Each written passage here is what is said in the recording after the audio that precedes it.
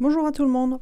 Alors dans cette vidéo, je vous propose une astuce super pratique pour décider quelle fonction on va dériver. Donc quelle fonction dériver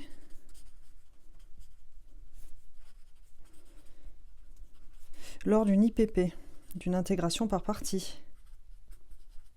Je vous rappelle la formule, l'intégrale de u'V égale UV moins intégrale de UV'.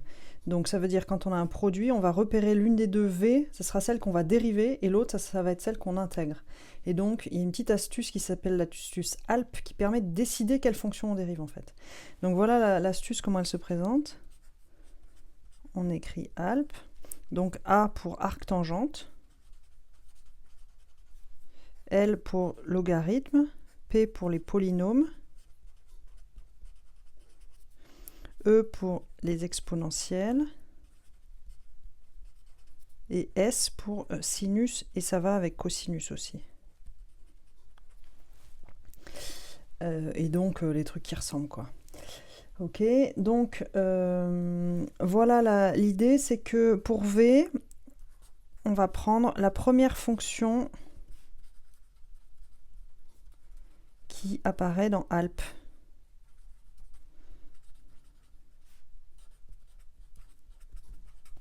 Et pour U', on va prendre le reste.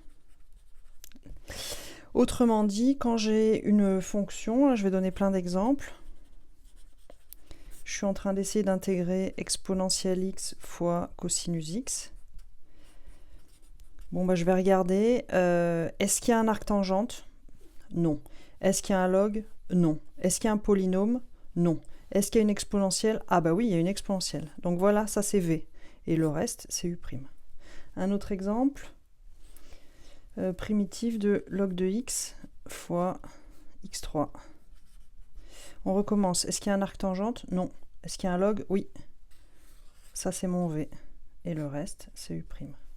Continue. x3 sinus x. Arc-tangente non, log non. Polynôme, oui. Ça, c'est un polynôme, ça. Et donc, voilà mon V. Et ça, c'est U'. Ensuite, on continue. Arc-tangente x fois x2. Bah, ça, c'est arc-tangente. Donc, c'est mon V. Pouf. Et une petite dernière, exponentielle x fois x2, arc-tangente non, log non, polynôme oui, voilà mon V, et le reste du coup c'est U', ça c'était U'. Ok, donc c'est hyper rapide, et en gros ça nous dit l'ordre dans lequel c'est mieux de le faire en fait. Si vous n'êtes pas convaincu, vous essayez l'autre, et puis vous allez voir qu'en fait, quand on fait l'autre, on se trompe, ça augmente la difficulté au lieu de la réduire, et ça c'est la bonne façon de réduire la difficulté. Voilà, j'espère que ça vous sera utile parce que franchement, moi je trouve ça super simple et super pratique parce que typiquement là, vous voyez, on a du x3 dans les deux là, et un coup le x3 il faut l'intégrer, puis un coup il faut le dériver, et c'est pas forcément, puis là à nouveau on l'intègre, puis là à nouveau on le dérive, c'est pas forcément évident de... Ouais, quand on n'a pas ce petit astuce là, de se souvenir que c'est comme ça que ça va marcher, et puis voilà quoi. Voilà, donc j'espère que ce sera utile pour vous cette vidéo. Si oui, n'hésitez pas à liker, à en parler à vos copains, vos copines, et puis à vous abonner à la chaîne et regarder toutes les autres playlists sur ces sujets d'analyse de première année. Voilà.